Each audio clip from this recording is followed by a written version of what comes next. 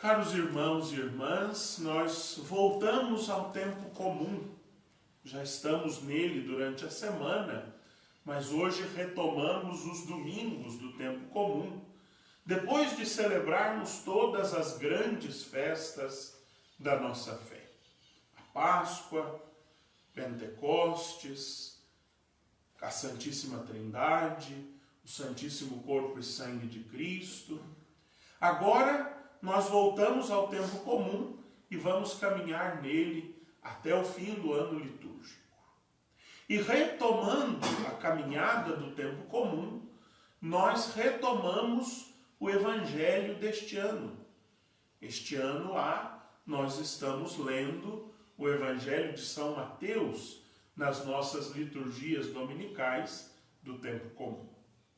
E hoje, ao voltarmos para o Evangelho de São Mateus, nós nos deparamos com esta cena do envio dos apóstolos.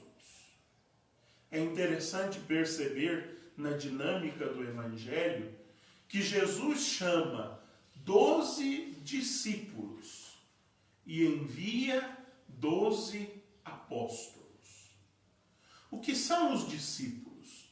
Os discípulos eram muito mais do que 12. São Lucas chega a falar de 72, mas há uma multidão de discípulos. São aqueles que estão dispostos a aprender do Mestre. Discípulo é todo aquele que tem disponibilidade de aprender, que está aberto ao discipulado, que não acha que sabe tudo, mas põe-se como discípulo diante do Mestre. Jesus escolheu 12 dentre os discípulos, chamou-os a si, associou-os mais proximamente a si, e agora envia esses 12 não mais só como discípulos, mas como apóstolos. A palavra apóstolos vem do verbo enviar. Apóstolo quer dizer enviado. Esses 12 são os enviados de Jesus. Não deixam e nunca deixarão de ser discípulos, mas são discípulos com uma missão mais exigente. Os apóstolos, eles têm a missão de prosseguir o caminho quando Jesus não mais estiver entre eles. Os discípulos estão ligados ao Mestre. Os apóstolos estão ligados à missão do Mestre. Os discípulos, quando desaparece o Mestre, eles tendem a se dissipar. Eles tendem a se espalhar e perder a referência. Os apóstolos não. Embora nós saibamos que lá no mistério da paixão, os apóstolos também por um momento se perdem, mas logo depois da ressurreição, eles outra vez se congregam, porque o Mestre estando entre eles é uma maravilha. Mas não estando o Mestre entre eles, eles foram enviados pelo Mestre. O seu vínculo mais forte agora é com a missão. Eles precisam dar continuidade à missão de Jesus. E qual é a missão de Jesus que ele partilha com os seus apóstolos?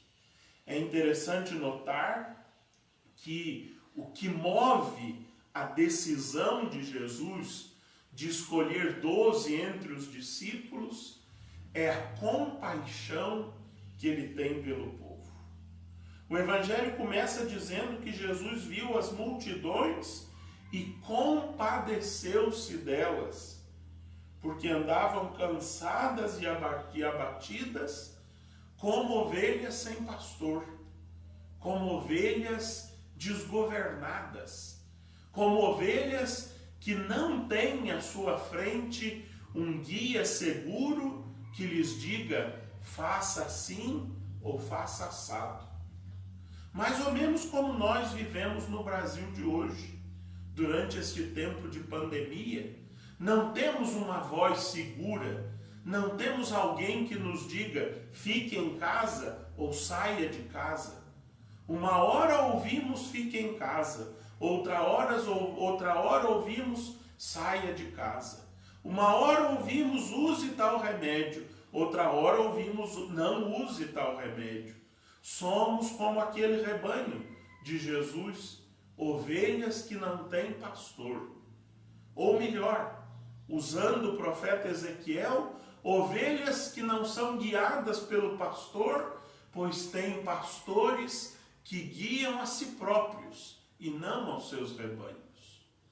Jesus, se hoje olha para nós, para o nosso Brasil, ele se compadece de nós, como se compadeceu daquelas multidões. E porque não queria que o seu povo andasse errante, sem pastor, ele escolheu aqueles 12 discípulos e fê-los apóstolos, para que eles guiassem com Jesus e depois da ascensão de Jesus, na pessoa de Jesus, o rebanho de Cristo.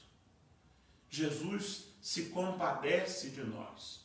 A compaixão é o motor da escolha e do envio de Jesus. E Jesus envia os seus apóstolos para quê? Para que eles também, pela compaixão, sejam sinais da misericórdia de Deus. Eles vão curar, eles vão ressuscitar, eles vão purificar, eles vão expulsar os demônios, ou seja, eles vão ser sinais concretos de que a misericórdia de Deus não ficou lá no Antigo Testamento, quando Deus escolheu o povo como sua porção, como porção predileta, e fez-se a si próprio herança daquele povo bendito. Que a misericórdia de Deus não ficou só em Jesus Cristo, plenitude desta misericórdia, mas que a misericórdia de Deus continua a mesma, ontem, hoje e para sempre. E aqueles que Deus põe à frente do seu povo são chamados a ser sinais concretos, tangíveis, da misericórdia de Deus por meio da compaixão. Todos nós somos chamados a nos compadecer dos sofrimentos do povo. Somos chamados a sofrer com. É este o significado da palavra compaixão. Pathos, da onde vem paixão, do grego, é o verbo sofrer. Então nós somos chamados a sofrer com, e neste ato de compaixão, revelar a misericórdia de Deus. Por isso, o Papa Francisco, na mensagem da beatificação de Nhã Chica, disse que ela era um luminoso sinal da misericórdia de Deus. Justamente porque a nossa beata fez exatamente isso. Compadeceu-se do seu povo, sofreu com ele, fez-se uma com o povo sofredor, com os pobres, com os prediletos de Deus, que moravam naquele alto da colina das Cavalhadas, onde ela também morou. Nhã Chica reunia os pobres, rezava com eles, acolhia e aconselhava as prostitutas, pois aquela região da cidade era conhecida pela zona do meretrício. Nhã Chica compadeceu-se dos sofredores do seu tempo, e todos aqueles que iam à sua casa e apresentavam os seus sofrimentos, jamais saíam sem uma resposta, sem uma demonstração de solidariedade. Se quem ali se apresentava tinha fome, comia das panelinhas que estavam sempre no fogão. Se quem se apresentava tinha uma questão por resolver, tinha uma palavra de conselho da nossa beata. Se alguém se apresentava com uma causa que parecia impossível, tinha ao menos a certeza da oração da nossa beata Inha-Chica. Ela entrava no seu quarto, ajoelhava-se diante da pequenininha imagem de Nossa Senhora da Conceição para recomendar aquela pessoa e aquela causa à sua sinhá, na certeza de que Nossa Senhora intercederia junto ao seu Filho Jesus. Nós também, todos nós, desde os maiores, aqueles que receberam maiores responsabilidades, até os menores, aqueles que receberam responsabilidades menores, todos nós somos chamados a ser ministros da compaixão, ministros da misericórdia, onde quer que nós estejamos. Um pai, uma mãe de família, tem que compadecer-se da sua família, para que ele seja sinal da misericórdia de Deus ali, naquele pequeno rebanho que lhe foi confiado. O pároco, o prefeito, tem que ser compassivos, tem que se compadecer do povo que lhes foi confiado para ser sinal de misericórdia, da misericórdia de Deus para com esse povo.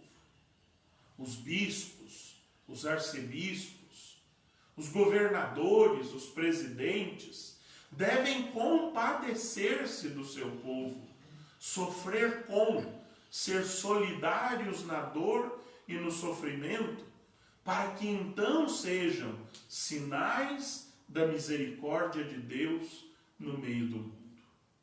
Não podemos mais ser ovelhas sem pastor, uma vez que o próprio Senhor Jesus nos deu pastores na pessoa dos seus apóstolos. E esses apóstolos continuam até hoje associando a si outros colaboradores para que sejam sinais da misericórdia de Deus. Na pessoa da beata Inha-Chica, de quem nós celebramos hoje os 125 anos da sua morte, e também na pessoa do beato Padre Victor, que hoje nós celebramos 169 anos de ordenação presbiteral, nós temos a certeza de que Deus não nos abandonou, de que Deus continua suscitando apóstolos e apóstolas da misericórdia e da compaixão. Mas é preciso que todos nós nos conscientizemos de que bons pastores são aqueles que têm a capacidade de sofrer com o seu povo, acompanhando, solidarizando e, sobretudo, guiando com uma palavra segura. Que Deus nos dê a graça, nestes tempos difíceis de pandemia, de termos pastores que com palavras seguras nos guiem no bom caminho, que se compadeçam do seu rebanho, sendo sinais da misericórdia de Deus. Amém. Caridosa, serva